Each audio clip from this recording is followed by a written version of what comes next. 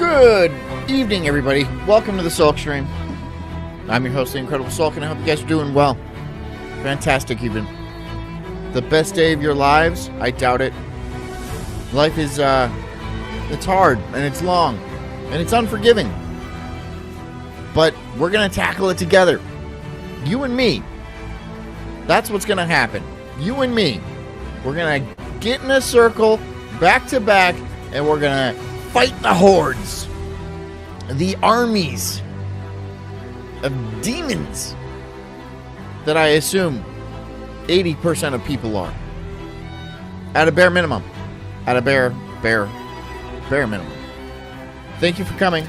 I hope you guys are having a great night. Doing those things that make me proud. Being good cult members. Going door to door. Spreading the news. The joyous news of the cult. I hope you guys are good. I hope you guys are achieving your dreams. Getting more handsome by the day. Listening to classical music if you like. If not, I don't give a shit. Anyways, thanks for coming.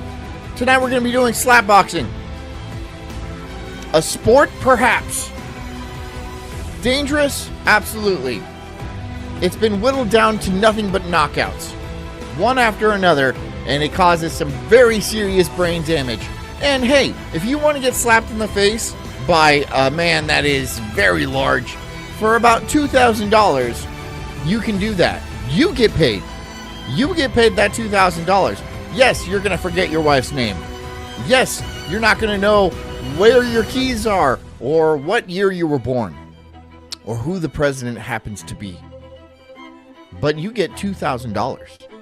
So, if that's worth it to you, then hop in, loser. We're going to have some concussions. Let's go ahead and start that shit over. Yeah. Because I just felt like I was not done. I'm just not done. You know? I have more to say. Every day I come onto the show and I'm all like, what am I going to say tonight? But somehow I sit down and I hit record and it just starts going, man. Just nonsense. Just starts spilling out. Is it some sort of mental disorder? I would believe so. There's no way this is normal. Should I be upset? Or should I just be happy about the gifts that God has given me? Or perhaps the curses. It doesn't matter. You're here with me, and that's what matters. So get ready. Get comfy. Get cozy.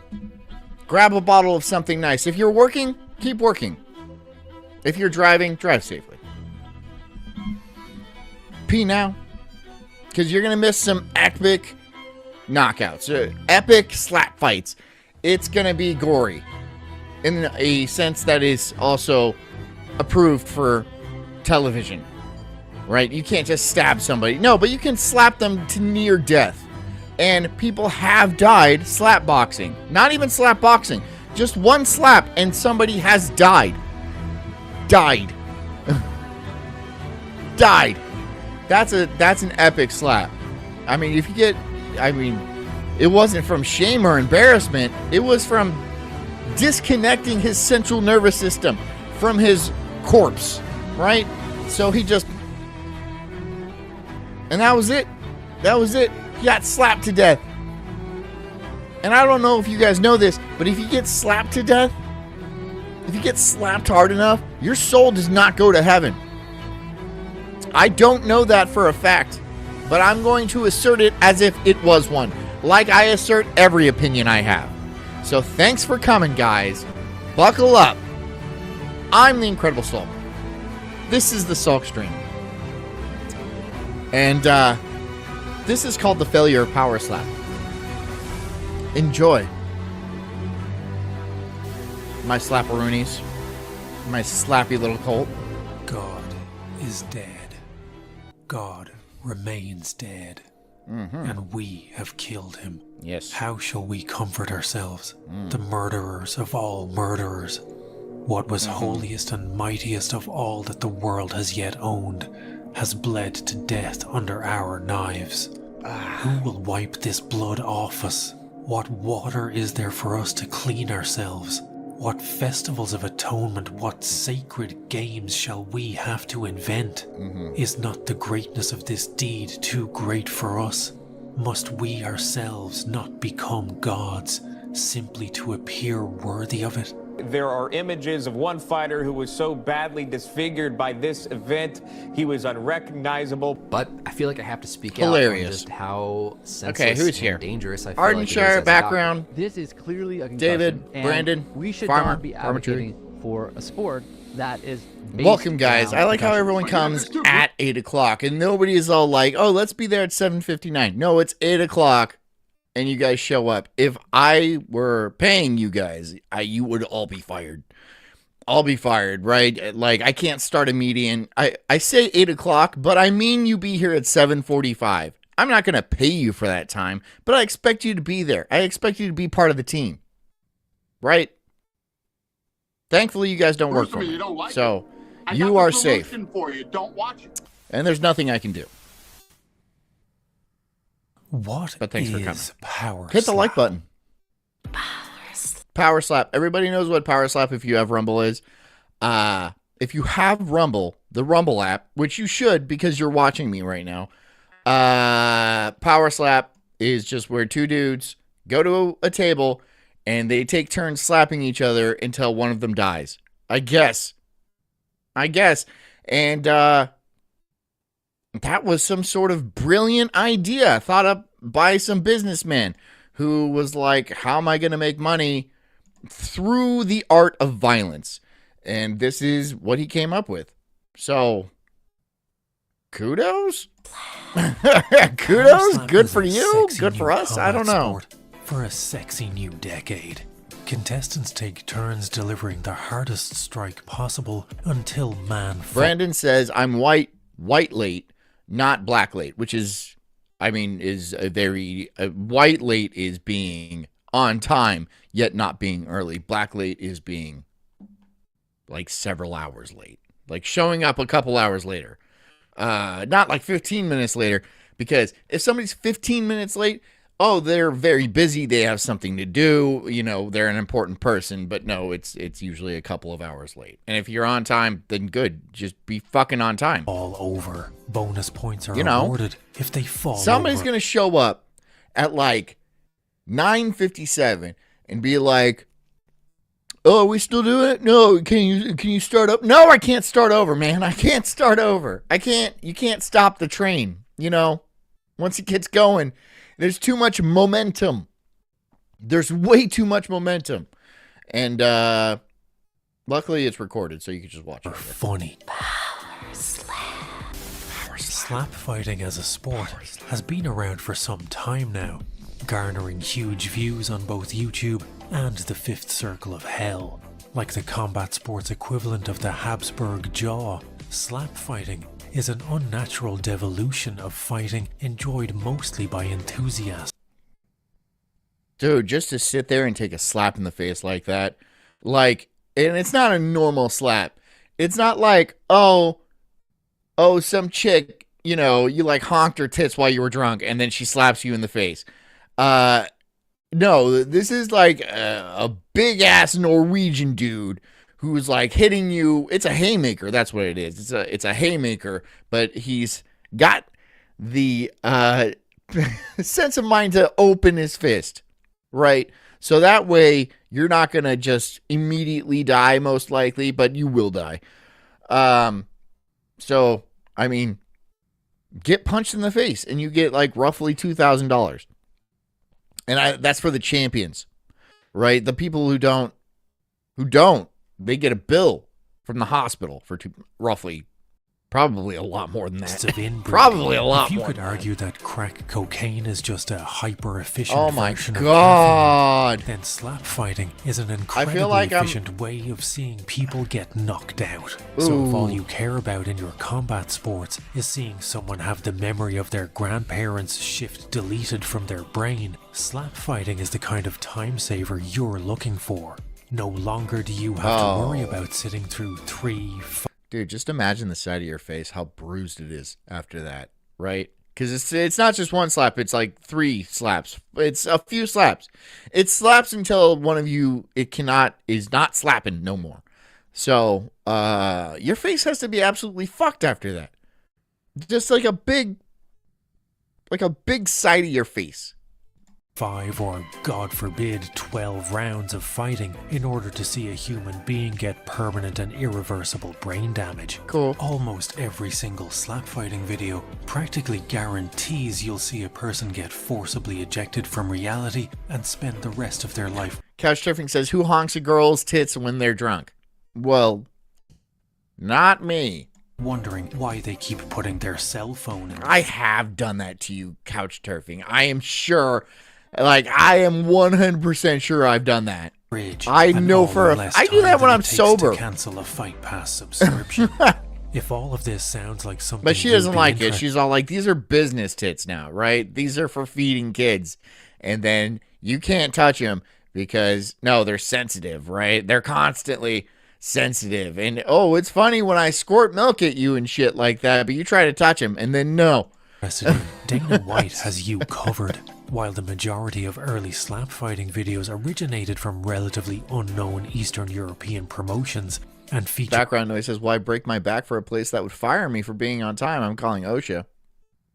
I mean, OSHA, I don't know if they're going to apply here quite yet. Later on, when we have the compound and I'm putting you guys through like unfair work conditions, then yeah, OSHA will be the people to call, but you will not have outside communication.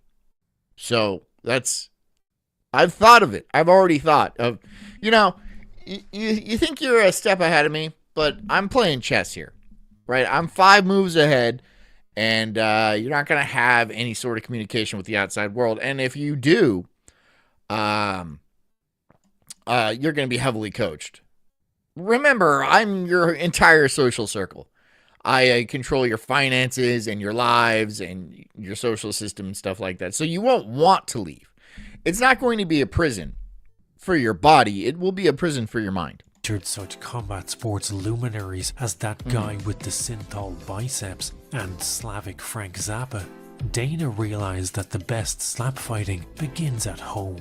After a promotional tour in a Cabo nightclub on New Year's Eve, Dana launched... Oh shit, he slapped her back. Good. ...his very own big budget slap fighting league in America. There's actually technique to this thing, believe it or not.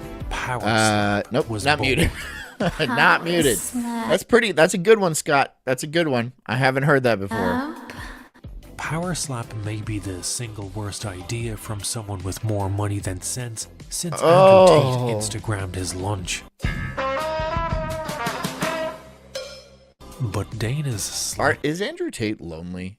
He seems lonely, right? Why would you constantly take pictures of yourself in like silk robes with a cigar, in very nice rooms or in nice cars? And it just seems like, yeah, you might be surrounded by beautiful women, but that doesn't mean you're not lonely. It kind of seems like you're lonely. Andy, can I call you Andy? I bet I can't call you Andy. You're lonely, Andy. Based passion project isn't the first time someone with ties to the UFC has tried to reinvent MMA through a lens of unbridled idiocy. I'm going under depression now.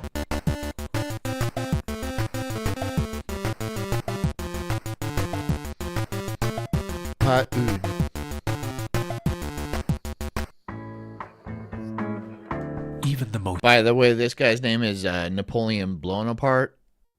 This is... follow him. Talented artists are capable of producing masterworks of garbage. Every FromSoft has a Ninja Blade, every Francis Ford Coppola a Godfather 3, and every Metallica has an Everything They Did post and Justice for All.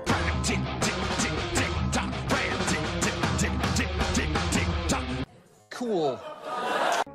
And for Art Davie, the man who co-created the UFC, he's got the hat, right? So, he's Cuban. I don't know what the look he's trying to go for with this. There's X-Arm. It's the early 1990s. Hair metal is taking its dying breath. Depression is going mainstream. And a Japanese... depression is going mainstream in the 1990s. That actually says a lot, right? Because it was Generation X that was at their peak in the 90s, the late 90s, the mid to late 90s.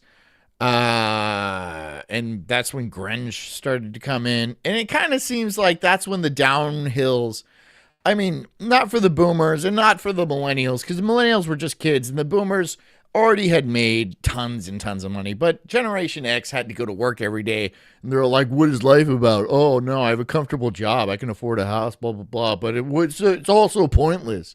I'm so sorry. I'm so sorry that your life is pointless and that you couldn't have the drug-fueled sex craze that the boomers had and the utter isolation that the millennials had. No, the Generation X just kind of had Fight Club and The Matrix and stuff, which is cool. Promotion called Shootout I guess. was doing MMA before the term MMA had even been coined, but much like PlayStation 2 Brawler, Garuden Breakblow, It was Fist cool or to be Twist. sad. And it's still cool to be sad. But maybe it's getting retro, right? Maybe being sad is retro now. And so the next emotion to be in is not quite sad. Malaise, perhaps? Indifference? I think indifference, right? Because when you watch something burn and there's nothing you can do, even though that something that's burning is like your entire life, like your photo albums and stuff, and like every Little League trophy you ever had, you're not sad because there's literally nothing you can do. You just watch it burn. So you're just like, it's the limbo of emotions. So as this next war descends upon us in the great terror that it will bring, I think people will just be like, yeah, this is nothing. This is nothing. I don't want to be sad because it's not cool to be sad anymore, right? That's such a Gen X thing. I'm not going to be happy because that's a boomer thing / angry for whatever reason. No, you're just going to be dead inside. It's the SSRIs, which have gotten really popular because, it doesn't make you happy. SSRIs do not make you happy. You can't trick your brain into happiness. Unfortunately, you can't. No. But you can trick your brain into total apathy, which is what SSRIs do. And is that a deal? That seems like a deal, right? What do you want? Like soul-crushing loneliness and depression, or just blank like a wall with no pictures on it, just blank. I have to go to work today. My shower time is coming up. I don't care what I eat tonight. That's the emotions I feel like a lot of people are feeling these days. It was just a bit too niche for Blank. Western audiences at the time. Fortunately, former car salesman and devout David Thorup says we were the last feral generation. What, Gen X? Well, I was mid-millennial, right? So it really depends on what kind of lifestyle you had, because a lot of millennials grew up very tech-centered and stuff. But I didn't get a computer till I was like 18. So I didn't a lot of my youth was just running around the neighborhood and doing stuff and being gone for several days at a time. And I don't think it was quite fit in with the modern millennial. It was a little bit of a blend.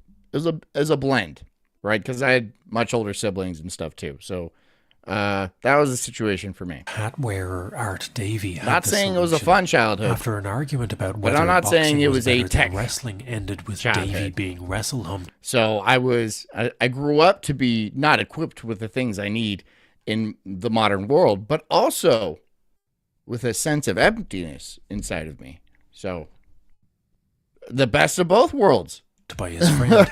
That's He the spent best of next both years worlds. Planning what would ultimately become the King of Iron Fist tournament, the Ultimate Fighting Championship.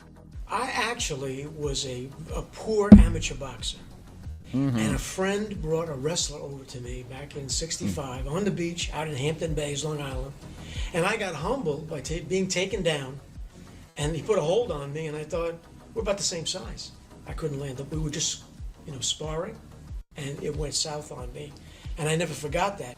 In 1993, with the help of Gracie family royalty Horian Gracie, Davey co-created and co-produced UFC 1, and the rest is history. But in 2001, only 8 years into the lifespan of MMA, the UFC's parent company SEG was bankrupt. Davey decided this ultimate fight. Scott says if you didn't drink hose water and mooch Saturday lunch from your childhood friends' parents, you ain't Gen X. I'm not Gen X, but I did both of those things. Who didn't do both of those things? Who doesn't drink hose water? It's coming from the hose. It's water, ain't it? Right? If you're thirsty, it's tap water, for God's sakes. It'll do the trick, right? Now everything has to come in a bottle filled with like BPAs and stuff and some sort of hormone blockers. Microplastics, perhaps? I don't know. But it has to be in there. So hose water, oh no, not hose water. It has frog eggs in it. But these cans that have been sitting in the sun for several hours and then recooled are for some reason safer. Fighting thing was clearly just a fad, like a steroid-fueled fidget spinner. He sold his stake in the UFC for $2 million to Zuffa, turned his back on the sport he helped create, and unwittingly ushered in the era of Dana White. In the intervening years, David Thoreau says, born 72, no video games, no tech, dial phones, fucking great. 72? Jeez, 72? Are you okay? 1970? Damn. That's like, what was like, people were like walking on the moon and shit, right? It was the future back then. And now we're in like the Biff Tannen Back to the Future. Or not that. I don't know. Something lamer, right? Because at least Biff Tannen had casinos. And I feel like there's not a lot of casinos around. To watch as his I'm in Florida. There are casinos, but they're just rigged, man. Don't go to Indian gaming casinos. They're just not fair. They're just straight up not fair, right? I mean, the odds of you winning are much lower than if you were to go to Vegas or something like that, where the gaming commission holds sway over them. If you go to an Indian reservation, all bets are off. No pun intended. Don't do me like that. Yeah. People who go to Indian gaming, it's just like, you're just pissing your money away. Honestly. I mean, gambling is the same way, but who gives a shit? Frankenstein's monster evolved from a fringe spectacle of flying teeth and testicle pounding to the fastest growing sport in the world. Scott, did you used to have to dial popcorn to get the correct time? You did that, didn't you? I know you did that. World. The UFC went on to be more successful than Davey could ever have imagined, like an MMA Beyonce to Davey's rest. A lot of people don't know what the fuck I'm talking about. But if you go on a phone and dial popcorn, there used to be like numbers or letters on the numbers, right? And there was like, and then you dial POP and then corn, and then it would tell you the current time. And it was a free service, I suppose. They could just call them. 7 years on the outside. I don't know if it was free. I didn't pay the phone bill. So maybe it was extremely expensive and I was just wasting money. At time which saw him unsuccessfully pitch ideas for new fight promotions to networks like Showtime. In 2008, Davey Prodigal Son. Scott says, LOL, I work 38-year-olds under the table at work. I hope they pay you well. That seems gay, dude. Why would you... Is that your job? You working dudes under the table? Way back into the world of combat sports. He was approached by a TV production company in Seattle called Piranha Entertainment, and in what many... Scott says they're so soft. Look, man, I don't want to know the ins and outs of you, like, working dudes under the table. The experts agree may have possibly Again, been no a pun intended. I feel like I'm state. doing puns a lot, and I don't want to, right? I don't know how to turn off my punner. It's just working overtime. Piranha offered a blank check to Davey for use in creating an alternative to the UFC. Scott says, yeah, a millennial would say that, John. Okay. Davey said, all right. Rather than trying to compete with the you UFC, said it, dude. Which I thought you said you're working dudes under the table. And I don't know what you wanted me to think of that. What did you expect me to say to that? Nothing? Oh, he's working dudes under the table, right? You go under the table and you work dudes, right? It's a thing. Of course, that's what's and then you're like, oh, they're so soft. They just kind of like puddle in your hand. Dude, you make your money the way you see fit. If it works for you and you're able to like look yourself in the mirror every morning and then like, put on a happy face, then you do you, sir. You do you. You get out there and make that money. But like, this is a kid's show. It's not a kid's show. This is not a kid's show.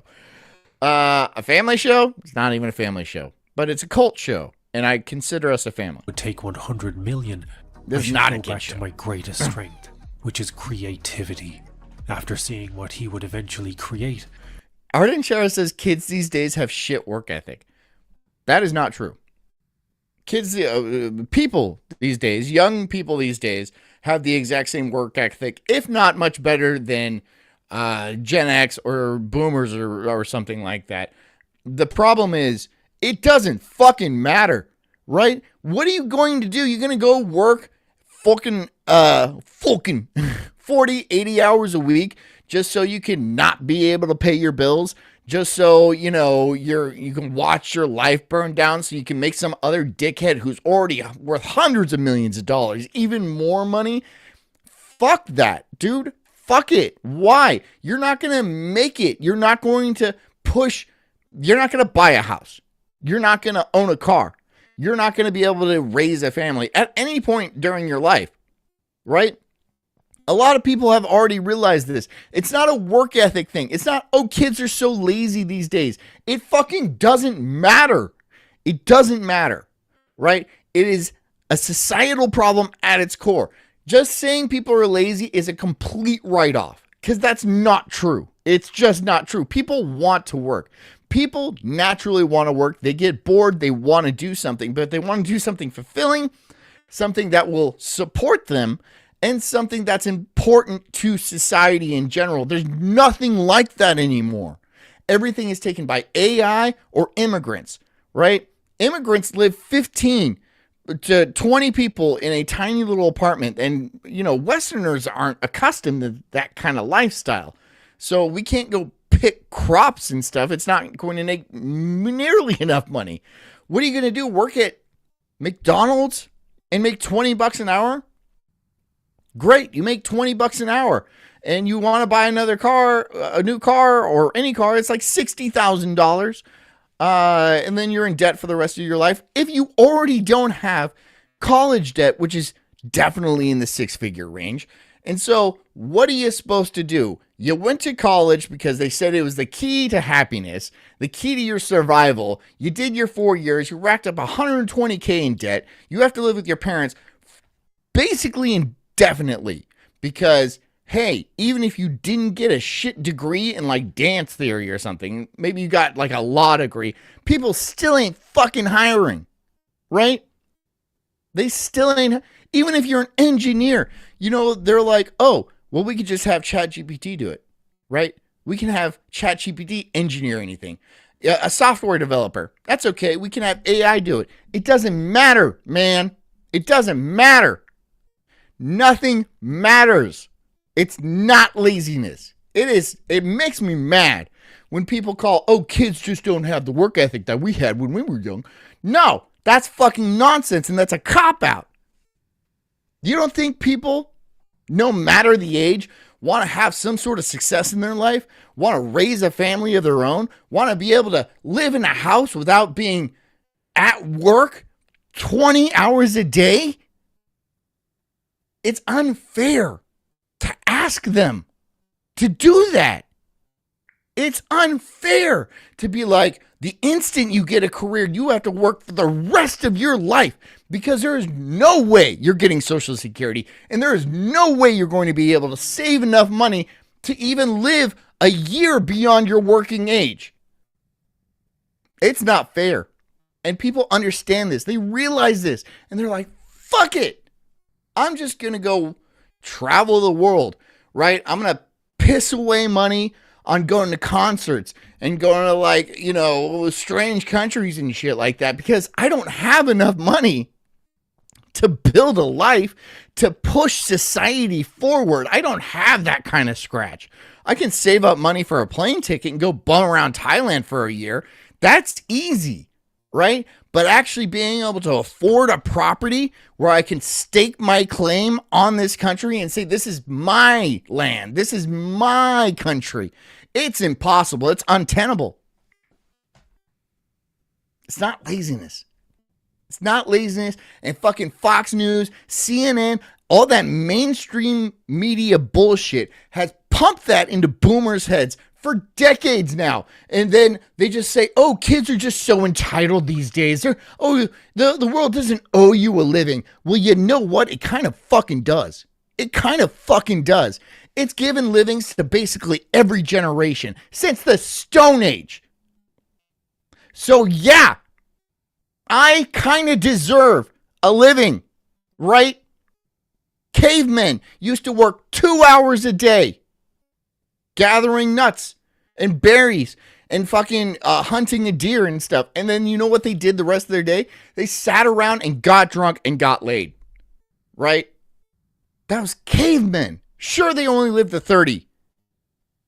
Who gives a shit? I would take that any day than living to 80 years old, working at Target, driving a fucking beat up Honda Civic from 1985. And then if anything goes wrong, I am bankrupt. Make me a fucking caveman. Oh, no, you can't do that because why? Why? Oh, the government says you can't do that. The government that owns you and uses you as a tax slave. Oh, okay. Okay, but the world doesn't owe me a living. No, it doesn't. But I own a bunch of taxes that generation spent. You don't owe me you don't owe me a living.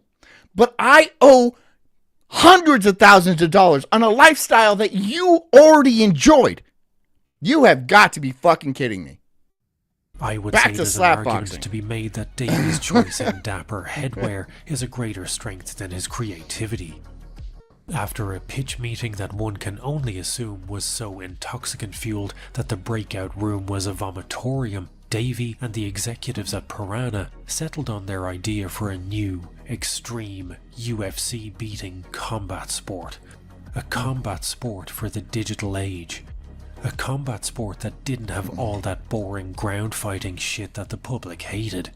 A combat sport that would make the gymnasticoid gods of ancient Greece weep tears of joy. Cash for Clunkers did ruin a lot, right? Now the car market is out of control. Even for used cars, right? They're insanely expensive, and no one's going to give you a loan, and they might give you a loan, but the rates are going to be awful and shit. So, but what are you going to do? Go buy a new car for what, $60,000, $70,000, $80,000? You kind of have to. Ever they gaze upon its countenance. Well, if you can afford that. You are the godfather of the UFC, and now you've come up with what I believe to be possibly something that may top that X-Arm. Can I laugh in your face? That sport. Despite what we've heard, says not being able to buy a $300 junk car definitely did ruin everything. Well, yeah, when you base your society around being able to drive places and like owning a car, when you base your entire society around that, and then you take away the ability to do that while still being in such wide, spread out places, it makes people unbelievably poor, right? Because you can't drive anywhere to get a job. You can't drive anywhere to spend money. You can order shit on Amazon. They can afford cars, but you can't. So you're just expected to stay in your house. So no wonder people aren't going out and getting laid either. There's a lot of problems converging on this not just this generation, but this single decade, the 2020s, right? Just this single decade, there is so many problems that are coming down right now. And people are just supposed to be like, oh, everything's normal and you're just lazy. That's why you haven't made it. Meanwhile, I have 5 houses because I was born in 1960 or something like that. People don't understand and they don't want to understand, because if they understood, they would feel guilt, and people don't want to accept responsibility like that. So what they're going to do, especially if the media is telling them that, oh, it's just because kids are lazy and your generation was just smart and hardworking, the smartest, hardest working generation in history of time, they're going to accept that without any sort of critical thinking, right? Because it's easy. It's slop. Eat the slop. Eat that slop. Eat the slop and destroy your society. That's what they did. That's what they're doing. Was WTF, World Tethered Fighting. But then they realized what most people associate the acronym WTF with and changed the name to X-Arm, Extreme Arm Wrestling. X-Arm is a brand new combat sport, and it combines the best of hardcore arm wrestling, kickboxing, and jiu-jitsu. Combining any combat sport with hardcore arm wrestling is a bit like combining Meshuggah's bleed with your sex mix. Shit is about to get real weird real fast, and at least one person will be scarred for life.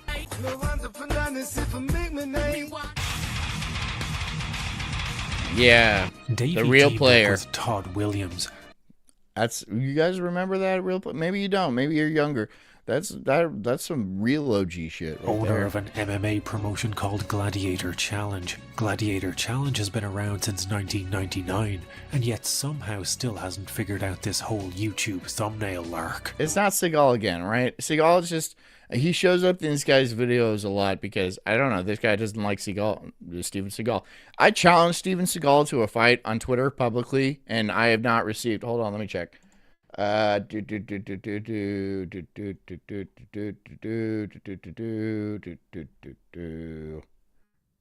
Nope. No, I have not received anything from Seagal's people regarding the fight. And I think I win by default. Together, they said, I want to fight against Steven Seagal. Put it on my fucking resume. Put that shit on my resume.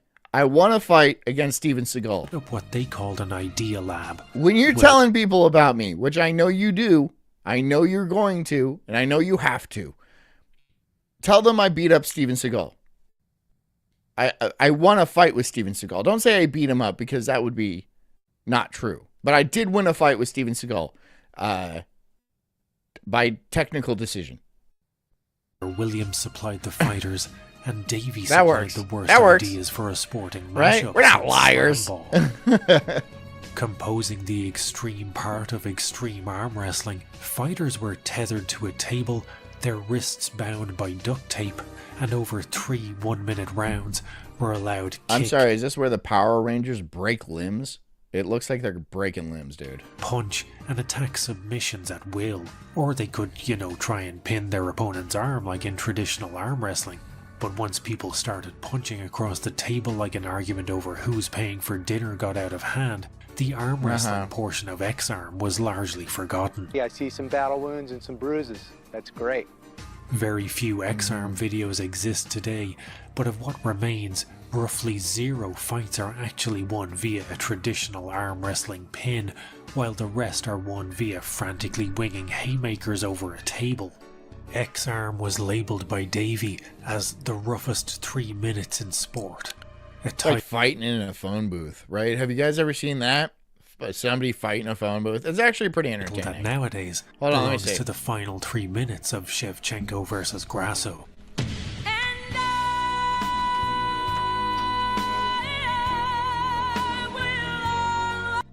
Unsurprisingly, X-Arm was a staggering failure. Nobody was clamoring for a sport that looked like the answer to the... Alright, we're gonna watch these 2 people fight in a phone booth. Hold on. I might have to sneeze too. So. Ну они оба чемпионы, призеры, начинается месиво какое-то. Кулачная работа мощная. Молчанов Павел немножко уходит вниз. Встает нормально, получает челюсть. И опять вниз уходит. И That seems like a big phone booth. Встает. Нет, это все... Ух ты. Ой-ой-ой. Ё-моё. Дорогие зрители. I feel like it's different because there's no glass on it. If there was glass, it would be like steamier. And that would, for some reason, that would make it better. Gayer? I don't know. Better. Gayer. But better. But better, for sure. Hold on. Это что-то уже вот за гранью было немного. Ну, Иван Сергеевич заявил, что одолеет любого. И он одолел, причем даже не любого. Чемпиона России. All right. So that's phone booth fighting. The question, what happens if the Quiznos cashier I'm about to rob puts up a fight? And the MMA media at the time were scathing. Hey, dirty brown soul. Appraisal. X-Arm had a shorter lifespan than a low-effort TikTok and was cancelled after one season. Despite what we've heard, it says, remember movies when characters had a piece of shit car and it ran and it was almost a character itself? That's gone. Yeah, that's gone. I mean, you can get a car from the 90s with like, I don't know, low-ish miles. And, I mean, they're like 25 grand or something like that. Like a Corolla, like a 92 Corolla will like be like $25,000. And they're good cars, and they'll last for a long time, but they're old as shit, and they already have like 100K miles on them. So it's like, oh, well, all right, I guess I'll walk. But if you can't walk, like literally you just cannot walk 15 miles every day. You just can't do that. So we're going to have to start moving back into cities, these 15-minute cities that they're trying to push so hard. That's why cars are so expensive now. Because they want you grouped together. They don't want you owning land out in the burbs, right? They want you in a tight, little confined area where they can easily shut off any points of entry or exits. And then, you're not allowed to leave Sector 7B, and we're planning on nuking that sector at 3 p.m. So go home, and we're going to lock all the ports, and then everyone is just going to die. And then we're not going to tell anybody about it.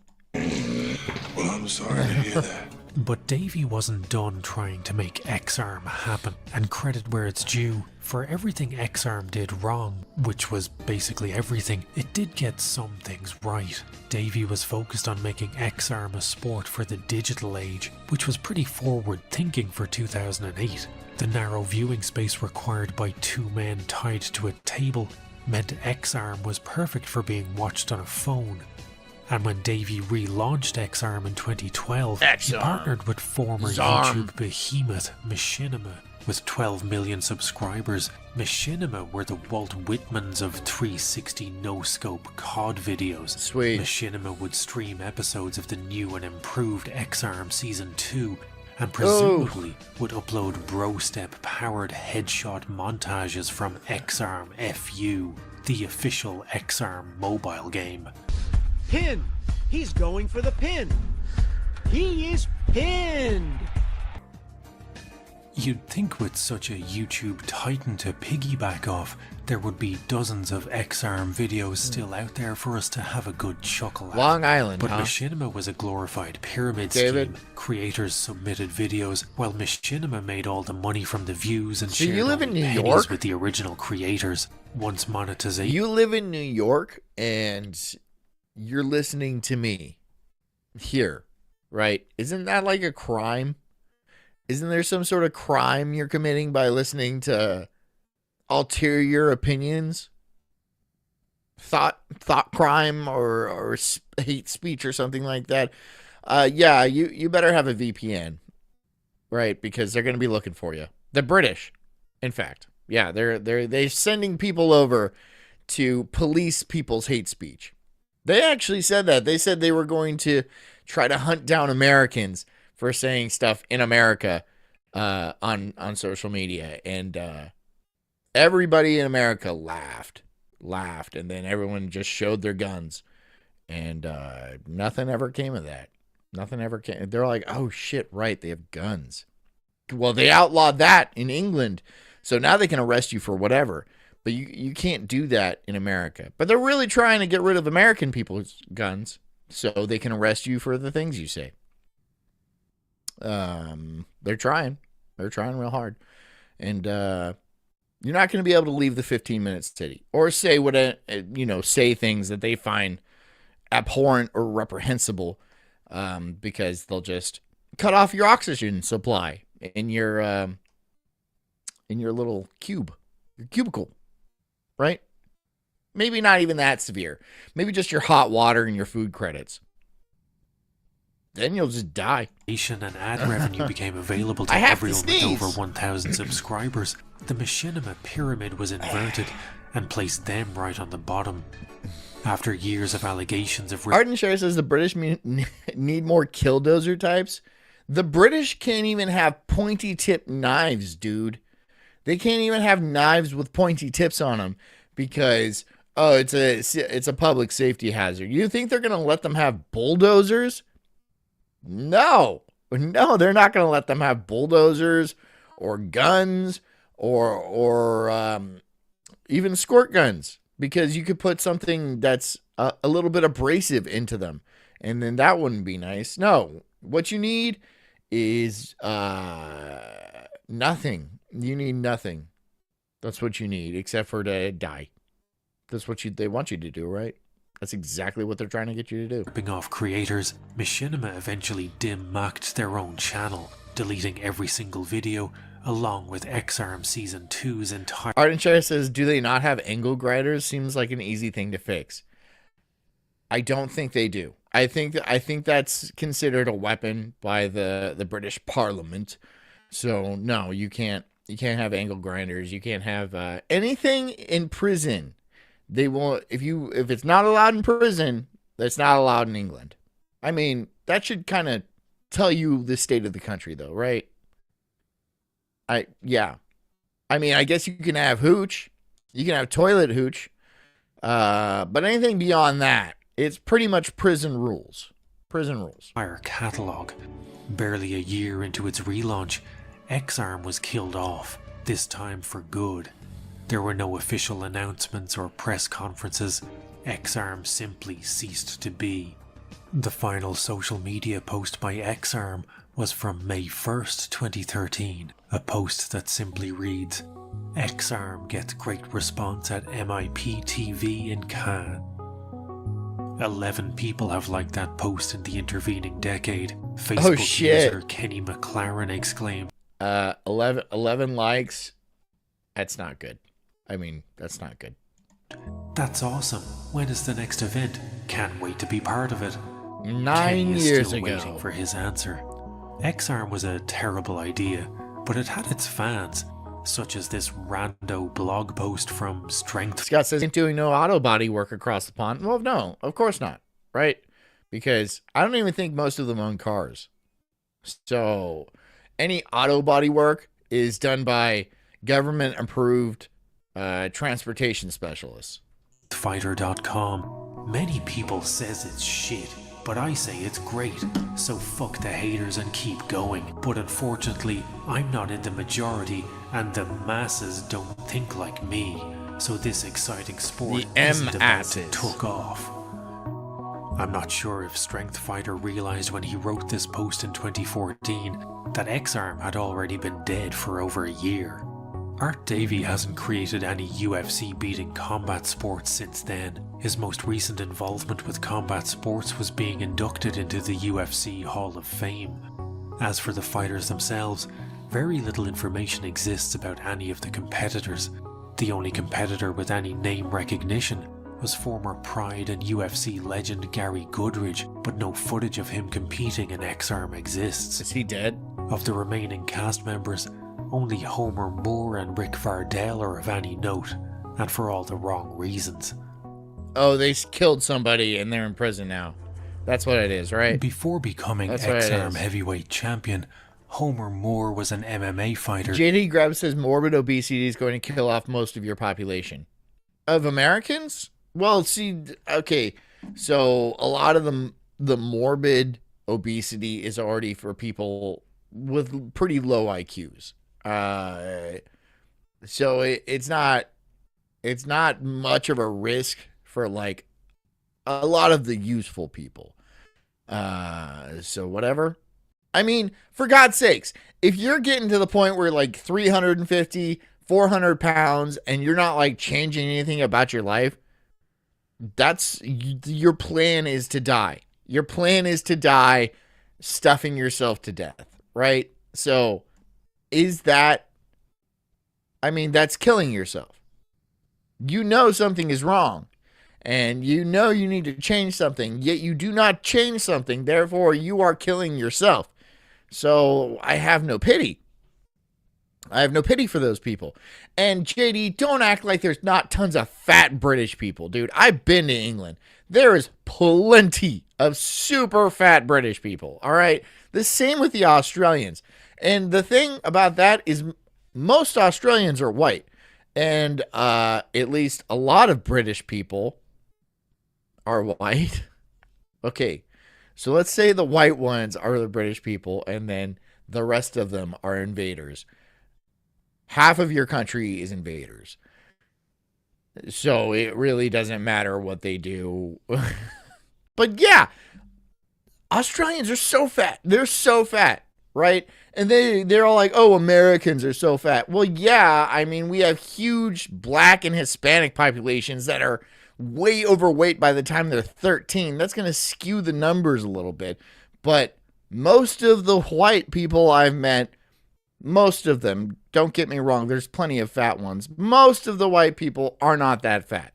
But our numbers are skewed greatly by minorities. So,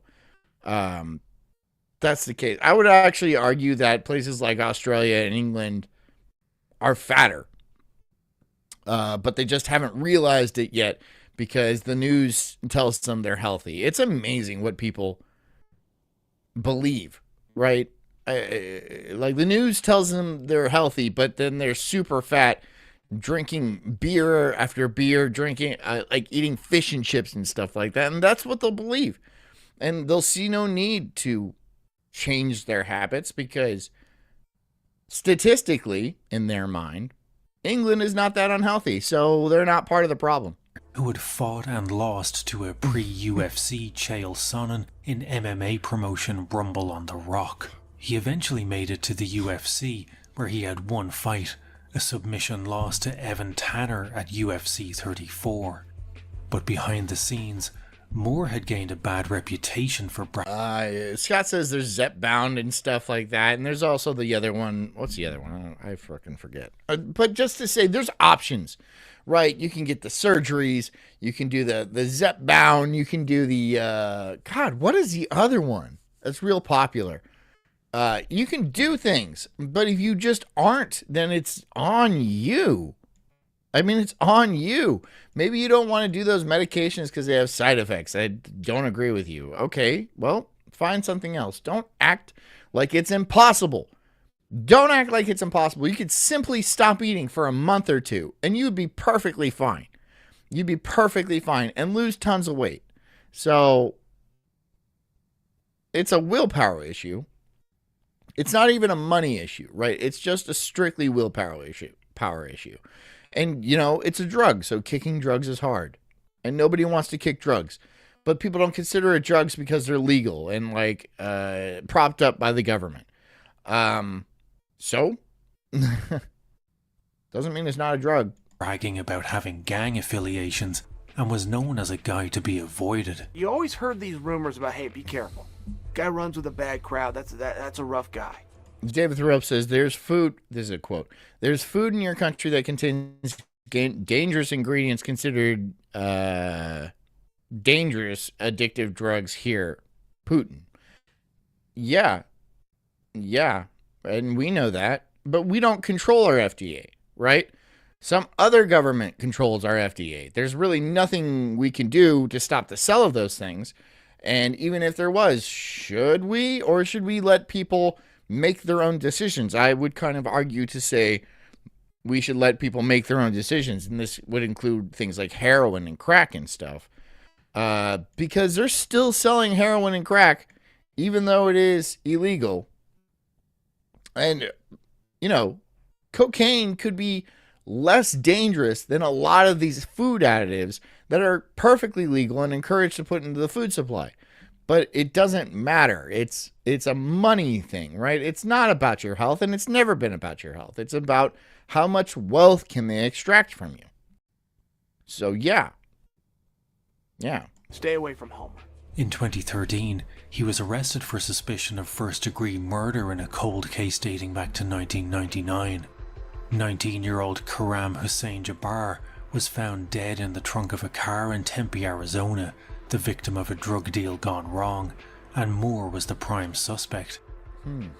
The charges were eventually dropped, citing a lack of evidence, but not before Moore had spent 2 years in jail for a crime he didn't commit. But while he was released and had his conviction overturned, Moore allegedly admitted to the killing later on to UFC veteran Joe Riggs. Homer choked him from behind, choked him and killed him. Put it in. Scott says Cena post trying to say McDonald's was a reasonably healthy food and they were serious. LOL. What do you want to consider reasonably healthy? I mean, there's a lot of things that human beings can subsist of that would be considered way worse than McDonald's. That documentary, Super Size Me, was kind of, it was propaganda. It was disingenuous, and it was made to make McDonald's look like poison, like literal poison. But the thing is, the guy was drinking like a bottle of Jack Daniels a night and eating something like 6,000 calories a day, and nothing but that. It was just, yeah, of course you're going to feel like shit after a month of doing that. Yeah, you're going to be puking a lot because of what you're doing to your body. I'm not saying McDonald's is healthy or whatever you want to call it, but the way that documentary shaped it up to look was not true. It's not true. You shouldn't eat fast food every day. I know a lot of people do, and it's costly, but it's also insanely unhealthy for you. It's going to cost you more than just money. It's going to cost you your like mobility and your health and stuff. But should that make it illegal? No. And look, Biden's trying to push this thing in his final days of office. He's all like, I'm going to make cigarettes illegal. Are you fucking kidding me? That's not going to work, dude. They've tried that before. That's why we have these things called cigarette boats now. Do you guys know what a cigarette boat? It's like a big speedboat that's designed to go from Havana to Miami in like 30 minutes, dude. They fly, and they're supposed to ship cigarettes. That's the whole thing behind them. There's no way you're going to stop it. I don't think cigarettes are bad. I think nicotine is probably healthy for human beings, but that's a whole nother conversation that I am not willing to go down right now. I will at some point, but boy, that is a rabbit hole. But it just seems weird that that's what he's doing now. That's what maybe. Don't get me fucking started. Just don't. And he was in jail for 3 years, just like 5 years ago for this, and they let him out, lack of evidence. And I because he admitted this to me later on in life, you know. I mean, he was really paranoid. He was like whispering, and he told me exactly how it happened. So I called the police and like, hey, I'll testify. He straight told me this. Arden Shire says the cigarette thing was really random as well. It was not random. It's okay. All right, fine. You're gonna drag me into it. You're gonna absolutely drag me into it.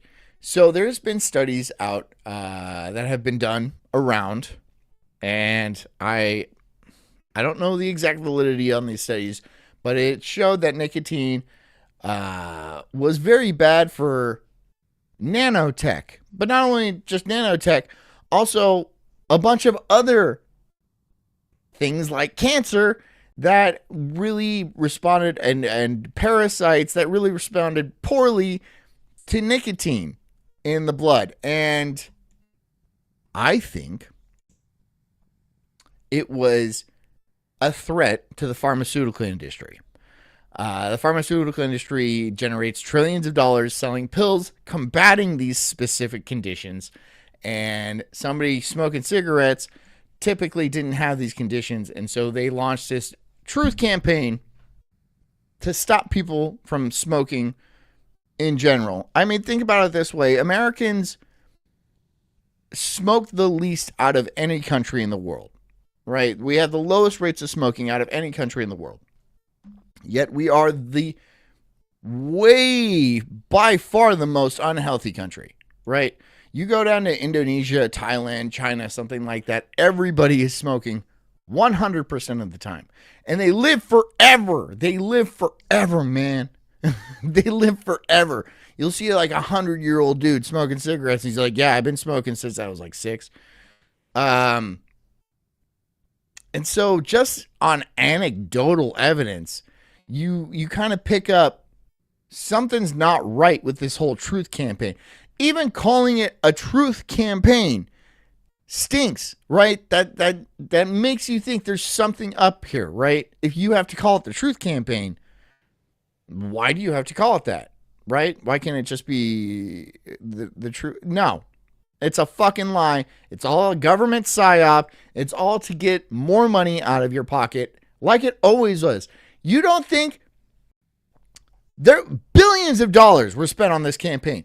Billions of dollars over decades. Billions of dollars has been spent on this campaign. To do what? To make people healthier? Well, then why are people so much less healthy than they were those decades ago? Huh? Right? And people laugh at old commercials from the 50s that say, oh, more doctors recommend camels. And then they're all like, oh, we're so much more refined than those people. They just had no idea what they were talking. And they eat giant amounts of food and they're all fat and shit, right? Maybe they did know what they were talking about. I'm just saying, right? I'm just saying you can't always believe the messages that you hear from the box. You know, you hear from the phone. Yeah, everyone who went to school knows smoking is unhealthy. But do they? Do they know that? Or do they know that's what the government is telling people? Because I know that's what the government is telling people. Do I know that to be a fact? No. The mere fact that the government is telling people that makes me think it's the opposite of that. Okay? But I'm not a scientist. And I don't know for what happened. They dropped it and let him go. It was fucking nuts. Fellow heavyweight Rick Vardell fared almost as badly as Moore. Potatoes Vardell, have nicotine. most famous Tomatoes for have wearing the nicotine. second worst T-shirt in MMA history, was arrested in 2019 for selling opioids.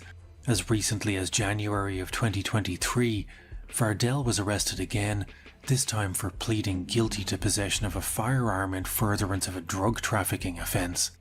Watching X-Arm today, I can't help but feel it really was ahead of its time, and that maybe there is a market for hardcore arm wrestling. It's not good, but it has the minimum criteria to at least be stupidly entertaining, the kind of hilariously crap freak show that would go viral if it was staged by Fight Circus or Epic FC.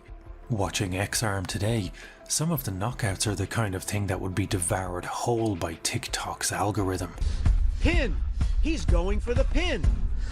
He is pinned! But before we move Doing on the from arm X-Arm, bar over a table? I'd like to make a plea That's gonna to hurt. Art Davey. That's gonna break your arm. Art, if you're watching this, and you're still looking for new combat sports ideas, I think I may have just found your UFC beating billion-dollar idea. Remember that random blog post from strengthfighter.com that I mentioned? Despite what we've heard says, having to start to deal with health insurance is making me want to shoot someone. Yeah, dude. Insurance in any... It just sucks that they make you buy insurance. And if you don't buy like health insurance, then you're gonna die, right? I mean, if anything happens to you, it's gonna be $1 million bill. Health insurance or healthcare doesn't actually cost that much. No, it doesn't. The only reason healthcare costs so much in the United States is because the government is deeply involved in the healthcare industry. Most places like Mexico don't have the government so involved in the healthcare. That's why people go down to Mexico for treatments and surgeries and stuff like that. It's health tourism. So yeah, in America, if you're in some sort of accident and then you get carted off to the hospital and they have to do like surgery or something on you, and you don't have health insurance, that will financially ruin you for the rest of your life. But it shouldn't. If the government wasn't involved in healthcare the way it was, healthcare would be perfectly reasonable, like it was forever, right? It's being overpriced because the government's paying for a lot of it, and then when the hospital bills something, they're like, we can bill the government or the insurance companies and they'll pay whatever because that's what they do, right?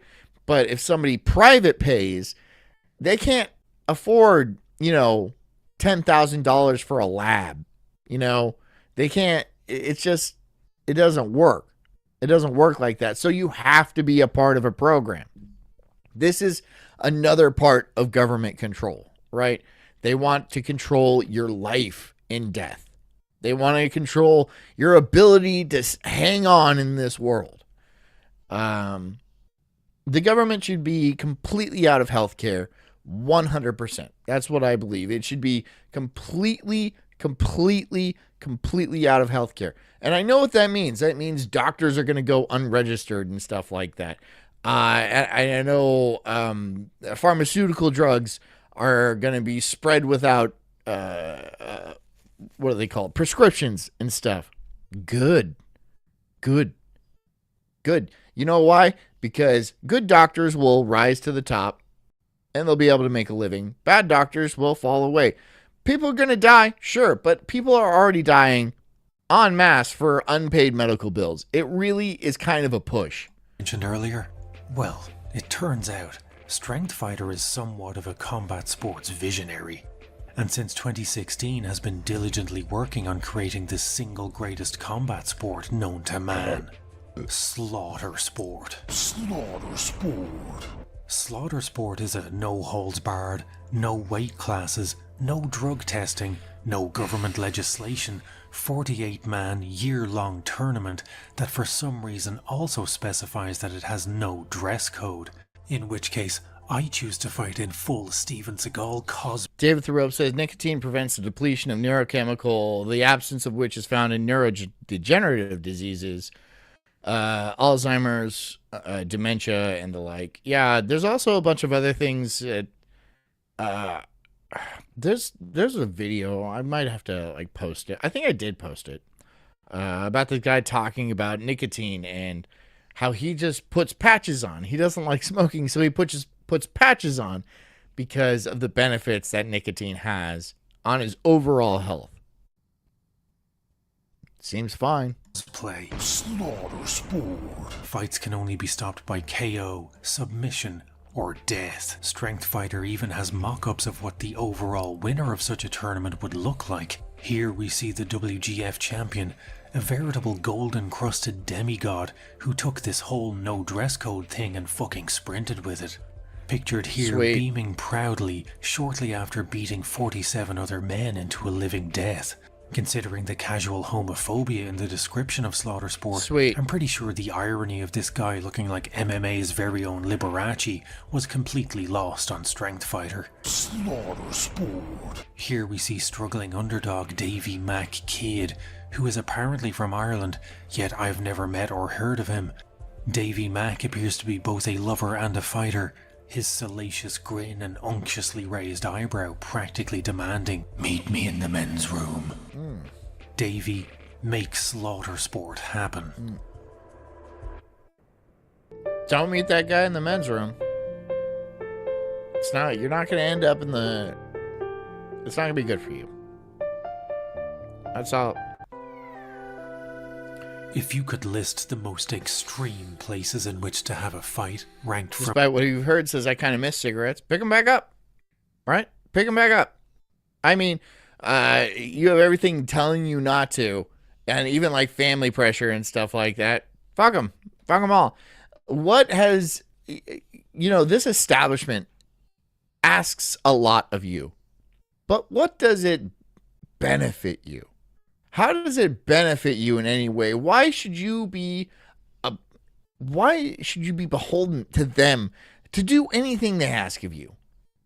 The boomers, I understand, right? They got houses and they got like hot chicks and stuff, and they got to live the dream life. And so if the establishment asks something of them, they'll be happy to oblige. They will. They will, because, they've been right so far. But when it came around to us, and we're still expected to live by the same standards that our parents did with none of the benefits, I say, fuck that. Why? Why are you the boss of me? What have I signed for you to put me in such debt? What have I benefited? In what way? Now that I am settled with such a large $30 trillion, $30 trillion in debt. 40% of that goes to interest alone. What the fuck am I supposed to do with that? How am I supposed to make any sort of progress in anything? In anything, what are we supposed to do? Well, we're supposed to die out. That's what it is. We're supposed to die out. It wasn't a plan to make the country great or anything like that. It was just a plan to kill us all. And boy, it took a toll. From least extreme to most extreme, the top 3 would likely be Kimbo Slice's backyard, a 1990s video game advert, and at number 1, The Pit. Yeah, I think it's cool to talk about The Pit. There's something about the allure of The Pit that has made it a constant in combat sports lore over the years. From Jean-Claude Van Damme fighting the lead singer of Manowar in a semi-drained swimming pool, to complete dog shit arcade games like Pit Fighter, doing anything in a pit instantly makes it extreme. Fighters from Chuck Liddell to Tank Abbott have described themselves as pit fighters, but in Chuck's case, that's because he fought out of a gym called The Pit, which sources have confirmed was absolutely located above ground.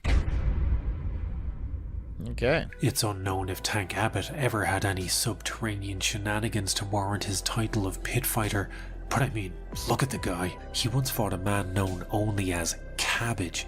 The original bad boy. Cabbage? The man known only as Cabbage. I bet Cabbage kicks some ass, If anyone's though. fighting in a hole in the ground, it's Tank. The term pit fighter has its roots much farther back in time than bad one-on-one fighting games and David Thoreau says smoke reefer. So, okay, this is a good freeze frame right here. So the government's so against smoking cigarettes, but then it pushes reefer really hard. Why?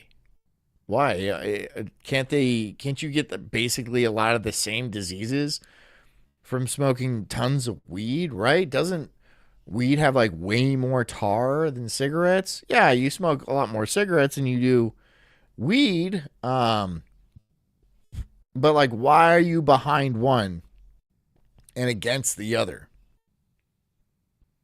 What's up with that? I don't trust them. Don't trust them. Smoke weed if you want. Be my guest. I mean, I don't think it's all that bad.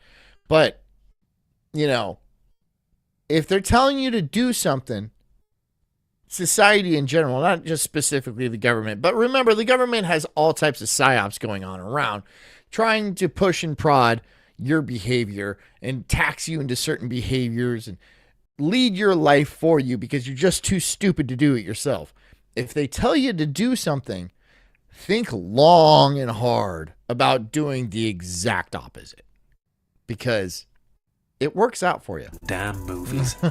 Pit fighting originated as a pastime for Welsh coal miners in the early 1900s. David the Rope says, I use clove tobacco too. Get the fuck out of here. Cloves are disgusting. Cloves are nasty. Like, they're gross, dude. They stink. They're gross. Don't smoke cloves. That's one thing that I'm like, this is purely opinion. That's gross. Cloves are gross. I got nothing else to really back that up with or anything. It's just like cloves are gross. Ugh. Life in the mine was nasty, brutish, and short. Underground. Despite what we've heard, it says cloves are for goths and juggalos. I mean, goths, though? I would feel menthols for goths, but maybe cloves, I don't know. Explosions and ceiling collapses were just two of the myriad ways of dying on the job that miners ran the risk of every day.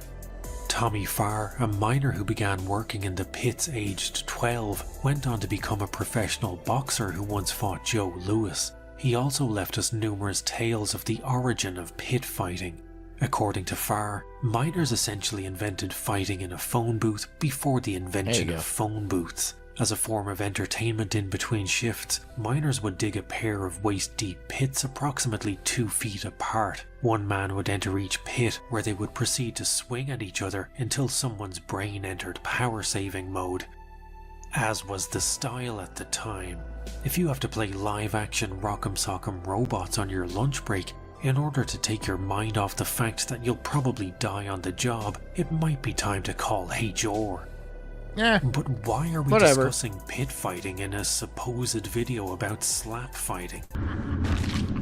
This is what I do, my friend. Despite what we've heard, it says, nope, they're black. So menthols are specifically for black people. Well, it doesn't matter because those are basically outlawed too. Menthols are outlawed. Why? Why do you feel like, why does the government feel like they can do this to people?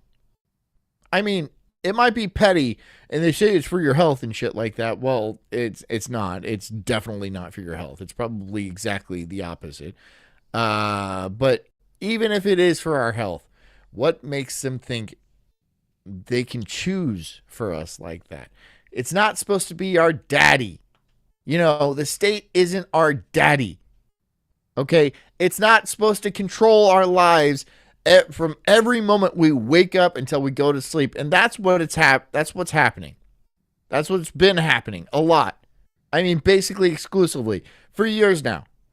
It's just us doing exactly what we're told. And look at us. Most of us are fucking miserable. Like 80% of millennials have some sort of mental disorder or something like that, like classified mental disorder. Everyone's miserable and depressed. The birth rate is dropped.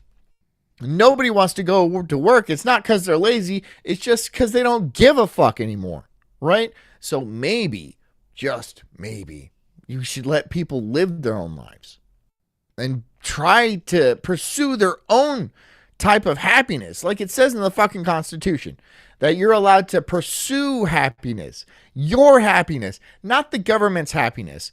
But no, it's fine because they said, oh, you're actually going to do what we tell you and then you will be happy, right? You will own nothing. You will eat the bugs and you will be happy. You will live in your 15-minute cities. You will have smart meters. You will drive an electric car if you drive any car at all. You won't really need to because everything is within 15 minutes of you. Isn't that convenient? It's just like a prison. Aren't prisons convenient? You can't own land. You can't own buildings. You can't, have a legacy at all. No. But it could be worse. You could be in Canada where they have socialized healthcare, but their healthcare is just a fucking noose hanging in the doctor's office. Is that what we want? Oh, I bet it's coming. Because in 2008, another man who was heavily involved in the creation of the UFC, Bob Meyerowitz, attempted to reinvent combat sports much in the same way Art Davie had with X-Arm. Meyerowitz, obviously a pioneer in this sport, talking about now this Yama pit fighting, and it's kind of interesting. He's going old school, maybe with the whole pit and with the main attraction as well, bringing in some of the early stars in Ultimate Fight. But rather than come up with a concept like extreme rock, paper, scissors or whatever, Meyerowitz proved time as a linear construct is a flawed concept, as what was old once became new again, when he created a brand new MMA organization, one that would revolutionize the game by eliminating boring wall and stall fights and forced non-stop action by turning the fighting surface from a flat octagon into a vaguely bowl-shaped pit. Yama Pit Fighting was born. And if you thought the mid-2000s era UFC was edgier than Andrew Tate giving a lecture on modern-day feminism at the cliffs of Moher, well then strap yourself in, kid, because Yama wasn't fucking around.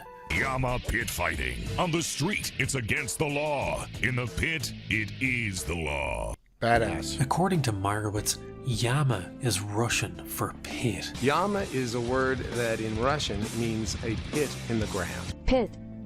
Yama. And Seagal is actually Russian for dickhead. Dickhead.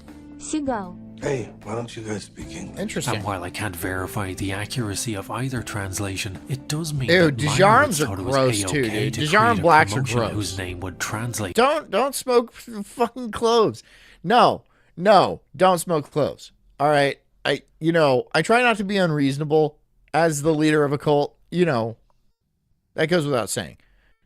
Don't smoke Djarams. Don't smoke cloves at all. I will execute you. To Pit Fighting, the most redundant title since 1966's cult Major Tom horror smokes movie cloves. That's a Manos, perfect. The Hands of Fate. Major And if Tom you're not smokes up to cloves. speed on your I will Spanish, execute that Major translates Tom. to The Hands of Fate. I will Manos is execute rated as Major one of Tom. those single worst movies of all time. A zero budget, zero effort Brendan Schaub of a movie that garnered a cult following simply because of its stunning ineptitude. And Yama Pit Fighting, with its equally redundant title, would share a similar fate. Meyerowitz was the owner of Semaphore Entertainment Group, the company that produced every UFC pay-per-view from its inception until... Camels ain't bad.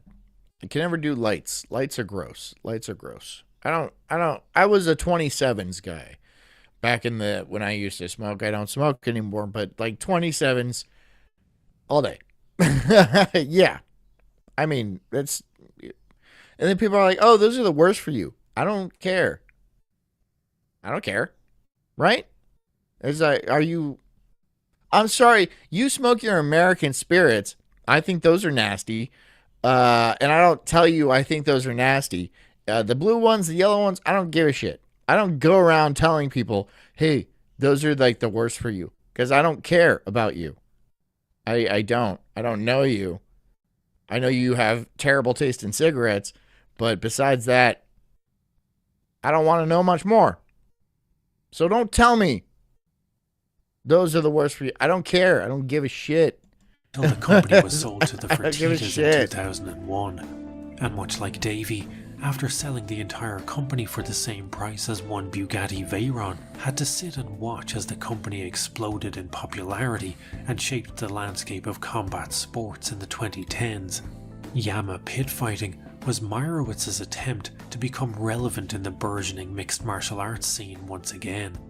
Meyerowitz and Davy had one thing in common. They were convinced the public hated the ground aspect of MMA and were determined to reinvent it in such a way that fights... If there was a way you could stage fights on a series of pylons, like driven into the ground, and then below those spikes, perhaps, alligators, snakes, I would watch that every day.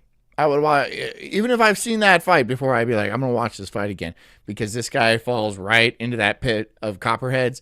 And yeah, he doesn't last. He doesn't last. So it's death sports.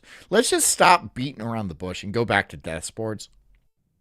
Go back to gladiators and like watching people being devoured by lions and stuff. We have football. It's not doing it. It's not doing the trick, right? We think we're a society that's so advanced and stuff, but maybe we just need to go back to good old-fashioned blood sport where people die. And look, I'm not going to claim I'm like the most evolved creature on the earth and stuff like that.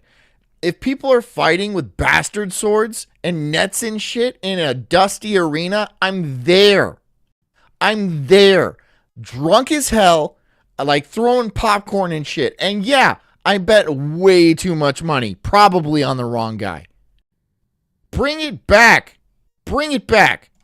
Never hit the mat because apparently they both forgot that kickboxing is a thing. Bring it back. Davey attempted to achieve this non-stop action by chaining his fighters to a table, and Meyerowitz by sloping the sides of the octagon so that fighters would, in theory, naturally be forced to stand in the center of the ring. Okay, you need to make that much deeper and much more conical, right?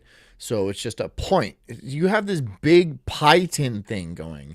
And, okay, that's not really going to do anything except for keep people off the fence.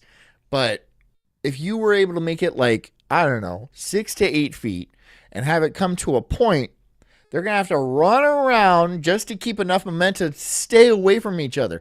Once they get tired, they're naturally going to be pushed towards each other, in which there's a fist fight, a brawl, right? Easy cleanup, too. All the blood gets pooled at the bottom. You can sell that blood for people to smear on themselves. I would do that too. I don't do that. I'm just kidding. That was a joke. Not content with invoking the brutal specter of pit fighting, Yama wanted to appeal to the just bleed guy at the core of our sleeping lizard brains by making the entire event an 8-man, one-night elimination tournament. Yama was essentially a pit fighting kumite, which, now that I say it out loud, sounds like the kind of thing Frank Dukes needs to mentally conjure in order to achieve orgasm. But on April 11th, 2008, Yama made... Is that Butterbean? Is that Butterbean? He looks like... Dude, somebody like this, you know, is strong. They look fat, but, like, you can tell the difference between, like, fat and then, like, oh, he's, like, really big. He's a lot of fat, but he's really strong. The worst debut since World War I. Behind the... But it's funny because really fat people think they're like Butterbean and they're really strong, but they're not. They're just super fat. They're just fat people, and they're inside of them is skinny, but they're fat people, right? That guy, if he lost all that fat, he would be jacked. Most people aren't like that. The scenes. Yama was collapsing like an IKEA bookshelf made by someone with ADHD. The big names promised in the Yama Masters division were pulling out faster than a devout Catholic. When I try to assemble things, it's like, which I do a lot because I'm a dad and I have to build things all the time. It's rage mostly. It's like forgetting where I put a tool and then it's just rage. And then it ruins my day. Then I have to like lay on the bed with my eyes and my ears covered because I overstim myself building a fucking tricycle and it ruined my day. That's the kind of adult I am. Gary Goodridge was set to face Butterbean, who you may recognize as that guy that Minowa Man hit with 2 flying drop kicks. But 2 weeks before Yama was due to air, Goodridge had been knocked out while fighting in South Korea. With such a recent concussion, the New Jersey Athletic Commission wouldn't clear him to fight. In the other Masters Division fight, Oleg Taktarov was set to face the Master Champion of Mixed Martial Arts. He's got a little face. I'm Don Fry, the Master Champion of Mixed Martial Arts. I'm back because you asked for it. Yama pit fighting. Oleg Taktarov. This guy looks like an American in a Japanese game. He looks like how the Japanese depict Americans, which is very specific. It's very specific, isn't it? Who is this Yahoo? Listen, took you half hour to beat Tank Abbott. Took me a minute and a half. Go get in your bread line, suck up some vodka, smoke stupid sexy. Right. But Fry pulled out due to a shoulder injury, which was probably for the best, as by 2008, Don's prime was about 6 years prior. UFC veteran Pat Smith was called in as his replacement, an arrangement that was more short-lived than the Machida era, after he was arrested for possession and speeding. Morris Smith would replace Pat Smith, But it doesn't take fucking Rain Man to spot the pattern here, and you've probably already figured out that almost as soon as he had signed the contract, Smith decided, fuck it anyway, and dropped out of the tournament. Okay. With Fight Night rapidly approaching, Yama still had no one to face Taktarov in their marquee Masters Division fight.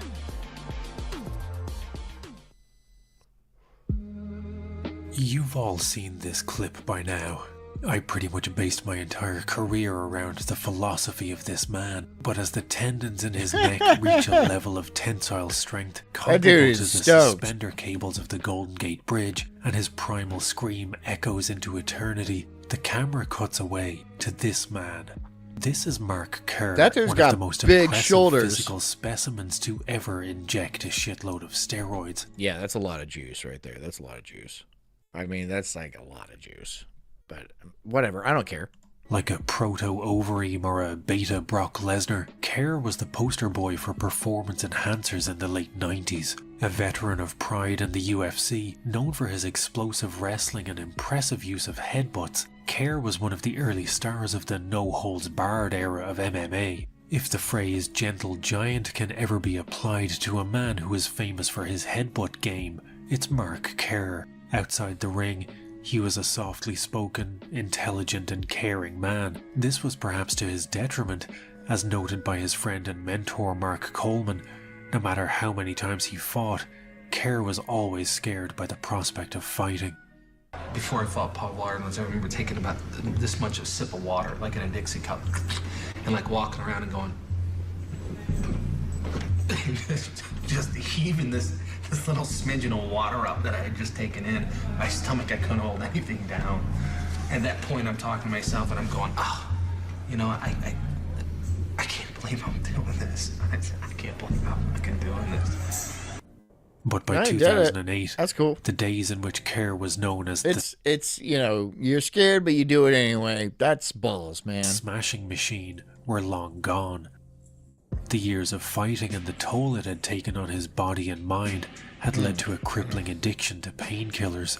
You know, benzodiazepines, you know, Percocets, Darvocets, and then you start... These guys always end up being, like, laced up on drugs, right? Because you're going to get broken, right? You're going to get broken badly, and then you're going to have to take painkillers for the rest of your life. And even if you're not a competitive fighter, if you're just a bodybuilder, that you're gonna fuck something up, right? Not necessarily, but in most cases, if you're a bodybuilder who weighs like, I don't know, pushing 270 or something like that, which is jacked, that's a jacked bodybuilder. You're not going to be okay when you're 60 or 70 years old. You're just not, dude. And that's the price they pay. They understand. Look at Ronnie Coleman today. Look at Ronnie Coleman in the past, and then look at Ronnie Coleman today. He probably regrets it, or maybe not, but he just says he's in pain all the time. You basically have to be addicted to painkillers at a certain point in your life if you are a certain level of competitive bodybuilder or a professional fighter of any type. Getting the liquid injectable stuff, you know.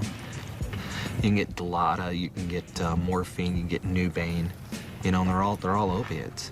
In October of 1999, only 2 years after this clip was taken, this titan of a man, an impervious colossus who seemed like the only thing that could stop him was an intervention from the United Nations, this superhuman was almost killed by a very human condition, addiction.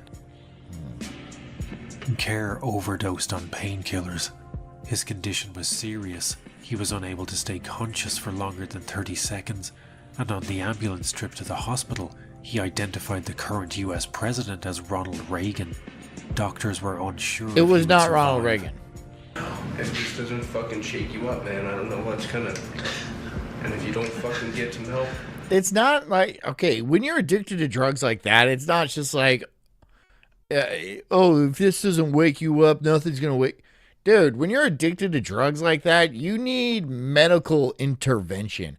And medical intervention to this point has done nothing but give him more drugs. So what do you think he's going to do, right? If he goes back to the doctor's just going to be like, I need to give you more drugs because that's what Pfizer is paying me to do. He needs to go to the proper doctors that are experienced in detoxing somebody like this, and it probably would take years. People who get addicted to benzodiazepines, which is like Xanax and stuff like that, they are fucked for years, and that's on the downturn of when they're trying to quit. They need to like reduce atom by atom their dosage, and that's if everything goes well. It could take a couple of years, and you need to be a scientist, right? To be able to just reduce it enough to where you don't go into like convulsions and shit. Benzos are bad. And there's a reason why they only recommend you take them for like 30 to 60 days. But no doctor follows that for some reason, and no one cares. You're not going to see the new year, man. You're not going to make it. And it hurts me to say that to you. But whatever it takes, man, we're here, you know? But Kerr did survive, and after attending rehab, he attempted to get his career back on track, but the losses kept piling up. Between 1999 and his retirement in 2009, he had 12 losses and only 2 wins. His once imposing physique melted away, and the writing was on the wall for his career. As he eventually will for all of us, Father Time had come to that's a claim his beating. That's a beating. That's a beating. All of which meant he was a perfect candidate to fight Taktarov in the inaugural Yama Masters division. On the street, it's against the law. In the pit, it is the law. Despite suffering more dropouts than an English lit class taught by Tito Ortiz, Yama managed to limp across the finish line and had their debut and finale all at the same time on April 11th, 2008.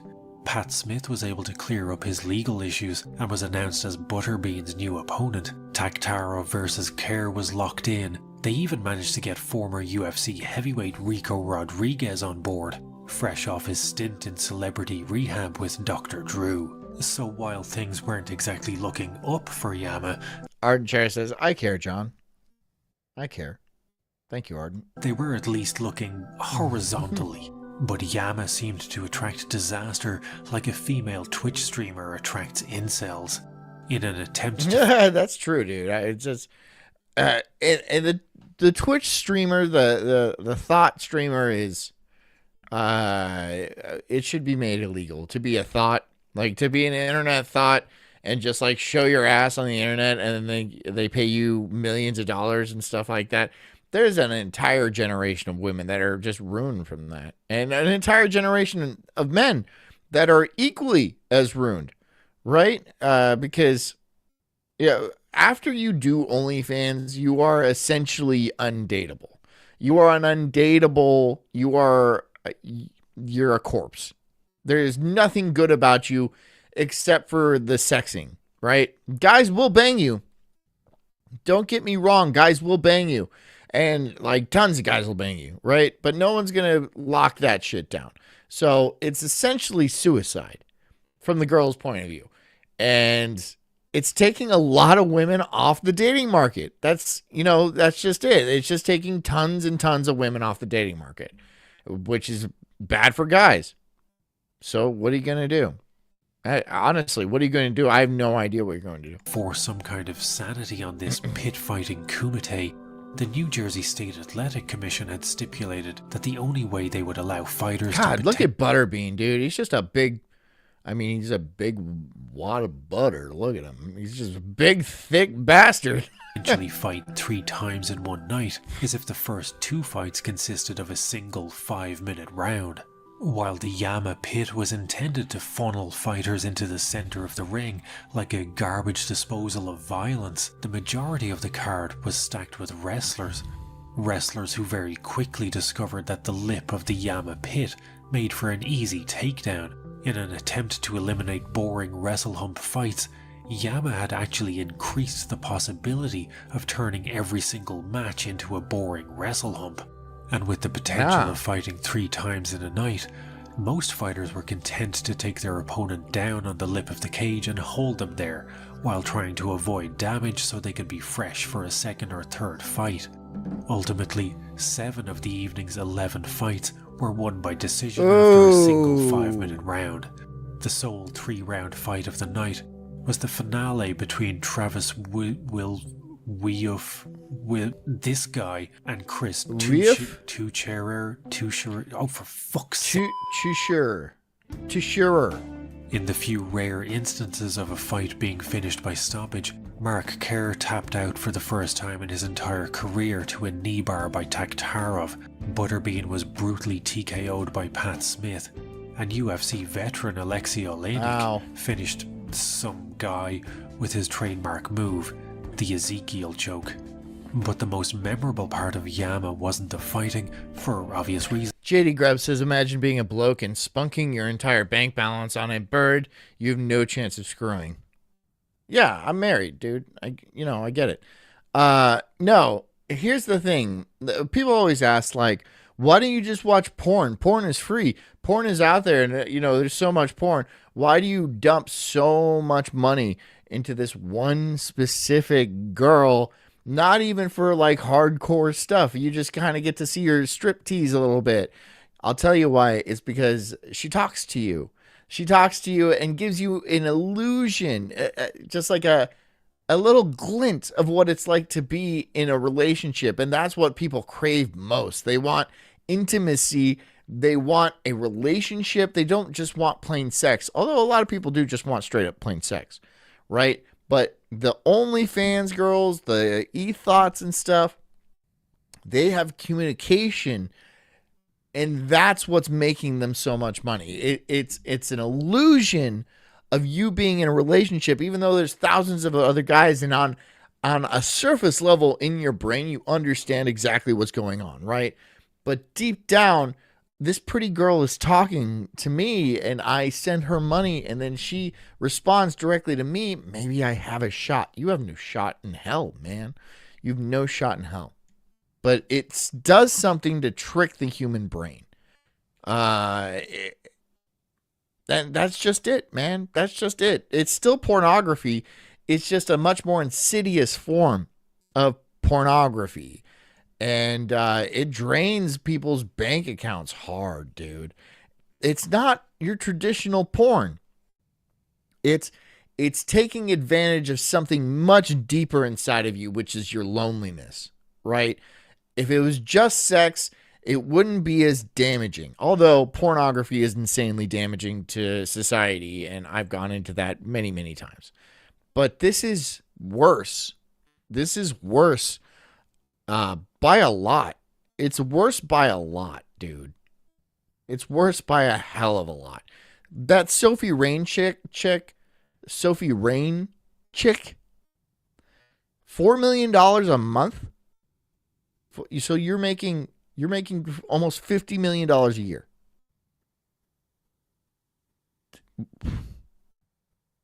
Showing your tits and your ass? I mean, they're fine. I mean, they're top notch. Don't get me wrong. But there's like so many other $50 million a year, huh?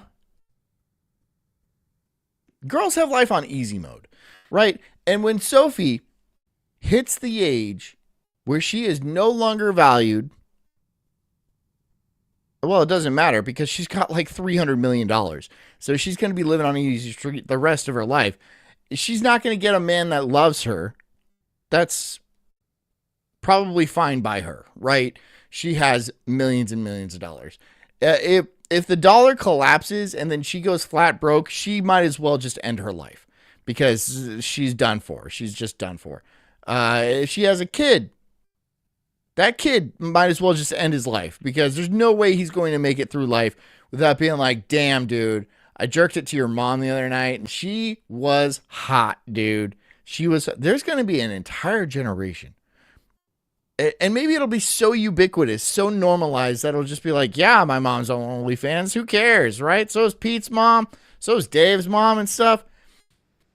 That would be the ideal outcome. However, I know that's not going to be the case, right?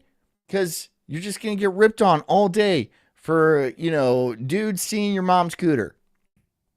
It's not going to be good, man. This is why women who end up in porn or porn adjacent or sex industry stuff are always undateable. They are always going to be not marriage material, undateable, completely out of the question. Can you bang them? Yeah, of course. By all means, yeah. But actually forming a life and some sort of future with them is a mistake. It's a mistake. Mia Khalifa recently went through a divorce because she married some Indian guy or something like that.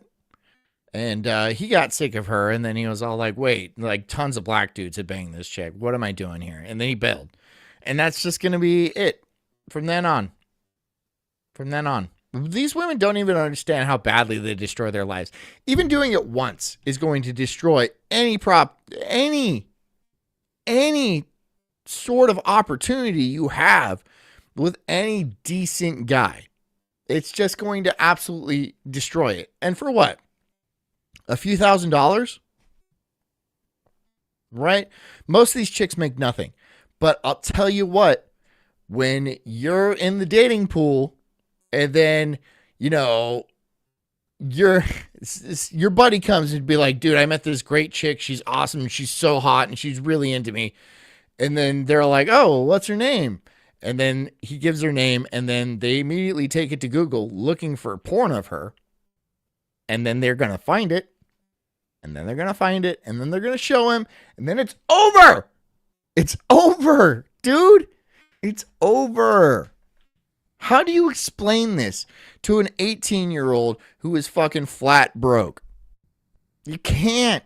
The long-term ramifications, don't make that into a pun, are just not relevant to her at that age. So it is destructive.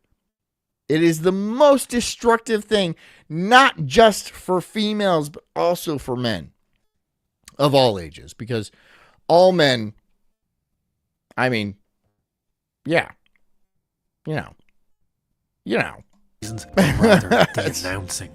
While they try, and Scott, you are right, to invoke the spirit of the early UFCs by hiring former UFC commentators Bruce Beck and Jeff Blatnick, former UFC ring announcer and Half-Life enjoyer Rich the G-Man Goins. Hey, Half-Life kicked ass. His oversized suit collection that Don't weekend. even tell me Half-Life didn't kick ass. Half-Life 2? Yama hired radio personality Half-Life 2 was a lot of fun.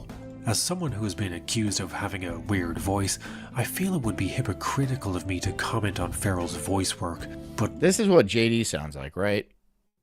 JD, you sound like an Irishman, right? I know you're from England, and, like, you and the English don't, like, get along, or the Irish don't get along. I don't care. I'm from Florida. I don't care. Right? So, in my head, JD sounds like an Irishman. How does that make you feel, JD? At least I don't have you as a French guy in my head, because that would piss me off. I couldn't read your messages. I'd be like, ew. But an Irishman. And I know the Irish are not the smartest people on the planet. Trust me, I know Irish people. This is America. There's tons of them. There is tons of them everywhere. And a lot of them don't even know they're Irish. But there's definitely signs. Jess has a friend who loves potatoes and drinks like a fucking fish. She thought she was Italian her whole life. She did the DNA test. Turns out 100% Irish. And then I was like, I could have told you that. I knew that. I knew that. Farrell delivered every line in a voice so gravelly, it sounded like he was deep-throating the rock monster from the Never-Ending Story. Ladies and gentlemen in the house and on pay-per-view, welcome to the beautiful Mark Estes. I'm not sure if Farrell is the worst announcer of all time, or if he was... Dan Snott, Irish pride, right there. Dan Snott. I could have told Dan, I could have said, Dan, you're an Irishman. You're a thick Irishman, a thick, drunken Irishman. I can tell through your lazy typing skills. It's actually an undercover agent sent by Dana to make sure this Yama thing crashed and burned. Standing at a rugged 6'1", 220. You do not want to mess with this man. Moving his MMA record to 49 wins, 11 losses with no draws. He's the worst announcer. They got the worst announcer possible. I would be an announcer. I'd be a much better announcer. I would, maybe. I don't know. I could. I bet you I could. Right? Don't even say I couldn't. 2 victories apiece for these badasses and warriors ready for the heavyweight title and grabbing that strap on and getting it on all night long. Farrell treated his cue cards more like a suggestion than an instruction, going off script and giving some of the worst improvisation since the invention of the roadside bomb. In charge of the leverage tonight in the Yama pit, once again, Big Dan, the man. How can I be the man if you're the man, Dan? Magliata. Farrell gave rambling, excruciating introductions for fighters. He's just a bad announcer. He's just bad at it. There's nothing. I mean, he's just bad at it. Criminal misuse of a catchphrase. Are you ready to shake it? Ooh. What the hell is that? Yama was deservedly a failure. Between a lineup of fighters so far past their prime, they'd have to do a 23andMe to try and find... David Thoreau said, did Troons make it to command positions in 30s Germany? You might want to look that up, dude. Because there is some very... I'm not going to answer that, but yeah, you should look that up. Because, yeah. Their connection to it, the ridiculous single round fight structure, a revolutionary fight. Scott says I should try auctioneering. I would be bad at it, like on purpose though, right? I'd be like, okay, 500, 600. Anybody? Does anybody want 600? 600? And I'd be like on Thorazine, right? I'd just be like, does anybody want this? So, okay, 650. Yes, okay. 700. It's not really worth 700, but if you guys want to bid 700, okay, 700. Okay, does anybody want it? Go on. Just one, two, is 750. Okay, I get to wait. Again. 750. Does anyone want 775? 800? 775? No. Okay. And there we go. And sold. That was my impression. I hope you guys appreciated that. I took an entire 45 seconds out of my show to do that. You know what I could have done in that time? I could have read an ad, right? That would have netted me 74 cents. 74 cents. 70. You know what? I might do it. Here, I'm gonna fucking hold. Here we go. Now I'm gonna do it. Watch me. Oh, okay. All right. It did not offer me that. Fight service that ultimately made the majority of fights worse, and a ring announcer with the perfect voice for silence. I have the minimum number of people. It still said no. It still said no to me, even though I had the required number of people. More than. And it was still like, nah. We've been listening to your show. And no, sir. I'm like, what are you, my dad? Movies. Yama was a Titanic just waiting for its iceberg to show up. They never held us. Despite what you've heard, says, I think you'd laugh too much as an auctioneer. But the problem wouldn't be I'd laugh at like a joke I made. The problem would be is I would laugh at the jokes I still have in my head. Right? Like the jokes, I would make a joke about some like fat turd in the audience, and then he would post a bid, and then I'd be like, I knew that fat piece of shit would toast on would put a bid on this, like, I don't know, hot dog maker or something like that. You know, like the all-in-one hot dog maker that makes the buns and the hot dog at the same time. And then I would laugh outwardly like a hyena at a joke in my head. And they'd be like, this guy is schizophrenic, dude. Is he safe to be around us? And they'd be like, he's fine. He's just got a lot going on, which would be accurate. Second event, and Meyerowitz hasn't touched the world of MMA since. Despite what you've heard, says, unfortunately, they know who you're associated with. Daywave, ROTC, shit like that. Yeah, I guess so. Is that helping me? I mean, I guess I'm getting some viewers off of it, but like, is it helping me? Or am I just like kind of like painting myself into a corner, so to speak? I don't know. Guys. Oh, look at that. Hold on, let me dust off the old bell. It's getting a little rusty. There we go. Still sings like an angel.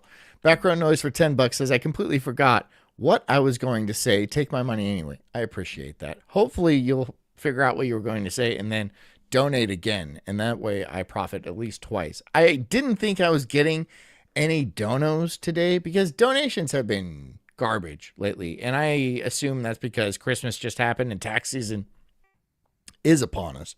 So I wasn't really expecting it. And thank you, background noise.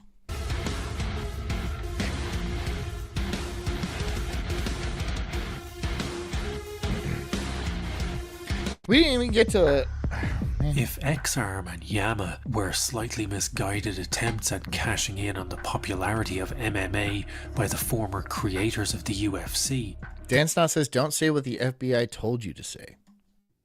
I have to. They have all that blackmail on me. And Power Slap is a dangerous cash What do you grab want me to do? by a company that has already grabbed literally all the cash and is more misguided than the fucking Donner Party. Power Slap exists for the sole reason that Dana White, already a billionaire, saw the popularity of slap fighting videos on YouTube. Is this guy a cartoon? Look at him. He's just a big old hunk of meat. Decided he needed to corner the market on what is essentially a coin flip where the consolation prize... Despite what you've heard, says, oh shit, I forgot about the taxes. I'm going to need that $5 back from yesterday. Well, it doesn't matter. It's already gone to the U.S. government. So I can't do anything, right? Right? You gave me that $5. The government took $4, and then Rumble took 98 cents, I imagine. And I get 2 cents of that, which I use for my electricity to run this thing. Is this brain damage? To run this full studio with the lights and the monitors and my stream deck, which I never even touch. And my audio thing, which is pretty useful. And then this thing. Right. And then, it's not profitable. It's not a profitable business I'm running here. Hopefully, if you guys get off your fucking asses and start going door to door like I've been asking you this entire time and actually spread the word of what we're doing here, I would appreciate that. I would appreciate that. Buy a shirt or something. God damn it. Slap fighting isn't a new spectacle. One of the earliest references to slap fighting that I can find is in this Fox Sports advert from 2006. Hit the like button at least. Advert, hit the like button at least, right? Hit the like button. At least we'll have some sort of like. Some likes. There, we'll go out on some epic ass violin. How does that feel? How does that feel, guys? We didn't even get to the slap boxing part. It really doesn't matter. Who gives a shit anyway, right? The world is collapsing. Everything is crumbling beneath our feet. What are we going to do? What are we going to do? I know what we're going to do. We're going to be right here, 8 p.m. every weekday, where you guys will listen to me rant incessantly about shit I don't know anything about, but I act like I do. Because for some reason, that's just what's broken in my brain. So thanks for coming. I hope you learned something tonight.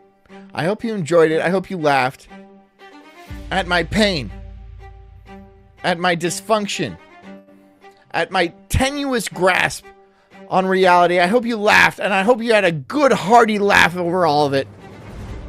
Thank you for coming. I treasure you. I honestly do. The few of you that are in my cult, you have won a place in my heart, and you shall ride with me till Valhalla. Or whatever. Anyways, guys, get out of here. Make something of yourselves. Be great for me. Make the cult proud. Do those things that you want to do just because you want to do them and not because somebody told you to do them. Get a good night's sleep. Drink some water. And take care of yourselves, because I care about you too. Hit the like button. I'll see you guys tomorrow. I love you. Good night.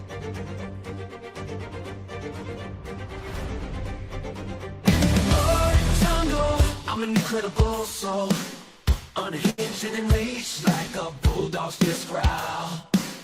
I'm spitting fire, burning through these trees, questioning the world, unraveling conspiracies. Talking about Bigfoot, Loch Ness Monster 2, government lies, they're feeding me their goo. I'm diving deep into this rabbit hole, uncovering the truth, setting fire to their control. I got small nipples, but my voice is loud, born like thunder in this crazy crowd. They say I'm crazy, but I call it woke, unraveling the madness with every word I spoke.